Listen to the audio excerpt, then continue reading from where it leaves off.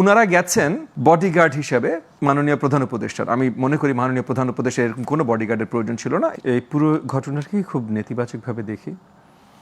এই যে প্রোটোকল বা সিকিউরিটি বা প্রোটেকশনের যে কথাগুলো এসছে, এগুলো একটা কারণ এসছে, কারণ এই যে দেশের সবচেয়ে সম্মানজনক নেতৃবৃন্দ যারা আছেন, যেমন মনে করেন এখন অন্তর্বর্তীকালীন সরকার আছে, আমরা অত্যন্ত আশাবাদী, সবাই মিলে একসাথে কাজ করছি, আগামী ফেব্রুয়ারিতে নির্বাচন হবে।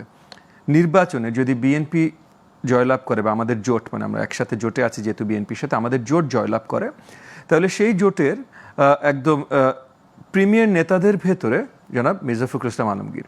সো উনি দেশের সরকারের প্রথম ৩-৪টা পজিশনের ভেতরে উনি থাকবেন, এটা নিশ্চিত।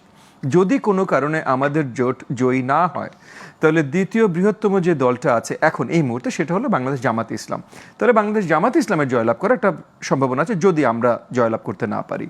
সেটার দ্বিতীয় সবচেয়ে সিনিয়র নেতা জনাব তাহের, উনি তাহলে তারা যদি সরকার ইসে করেন, তাহলে উনিও ওই জায়গায় থাকবেন। জাতিসংঘের যেই অনুষ্ঠানের জন্য গেছেন, সেই অনুষ্ঠানে ইনাদের কোনো অফিসিয়াল কোনো দাওয়াত নাই, কোনো পজিশন নাই। তাহলে এত বড় মাপের বাংলাদেশের কারেন্ট রাজনীতিবিদ এবং ইমিডিয়েট আগামী সরকারে যারা সবচেয়ে বড় জায়গায় থাকবেন, তারা কেন এখানে গেলেন? তাদেরকে এখানে যাওয়ার দাওয়াত কেন দেয়া হলো? এটা প্রথমে আমি নেতিবাচকভাবে দেখি। এটা হলো ফার্স্ট অ্যান্ড ফরমোস্ট।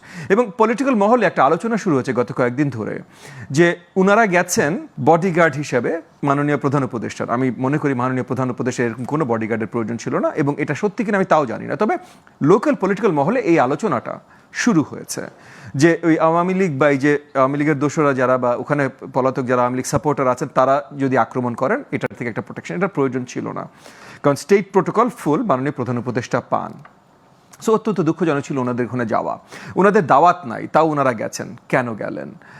ওনাদের ওখানে বলা হয়েছে যে বিশ্বের সামনে দেখানো যে আমরা এখন ঐক্যবদ্ধ আছি। আমরা ঐক্যবদ্ধ আছি এটা দেখানোর জন্য সব রাজনৈতিক দল নেওয়ার দরকার নাই। আর রাজনৈতিক দল যদি নেওয়া হতো, জামাত ইসলামের অনেক সিনিয়র নেতা আছে, সেকেন্ড মোস্ট সিনিয়র নেতার প্রয়োজন ছিল না। বিএনপির অনেক সিনিয়র নেতা আছে, সেকেন্ড মোস্ট সিনিয়র নেতার প্রয়োজন ছিল না। সো এই জায়গাগুলোতে আমার মনে হয় যে অন্তর্বর্তীকালীন সরকার যে কাজটা করেছেন, খুব ভুল একটা কাজ করেছেন। এবং বিশ্বব্যাপী দেখানোর জন্য রাজনৈতিক দলকে নেওয়ার দরকার নেই তো। অন্তর্বর্তীকালীন সরকার তো আমরা বসিয়েছি। একই সাথে একটা আলোচনা এসেছে যে রোহিঙ্গা ইস্যুতে বিশ্বের অর্থায়ন এখন বন্ধ হয়ে যাওয়ার পথে। তো সেখানে আগামী সরকারে যেহেতু এই দলগুলো থাকতে পারে, সেই হিসেবে তাদেরকে দাওয়াত দিয়ে নিয়ে যাওয়া হয়েছে যে এই আলোচনায় যদি তারা থাকেন, তাহলে বিশ্বব্যাপী সবাই একটু আস্থা পাবেন যে সরকারের পলিসি হয়তো বদলাবে না, সো তারা সহযোগিতা আরও এগিয়ে আসতে পারেন। সেই জায়গাটাতেও সবচেয়ে উচ্চ পর্যায়ের নেতৃত্বের দরকার ছিল না তো, দলের কোনো প্রতিনিধি গেলেই হতো। তাহলে এই ধরনের সিচুয়েশন আমরা দেখতাম না।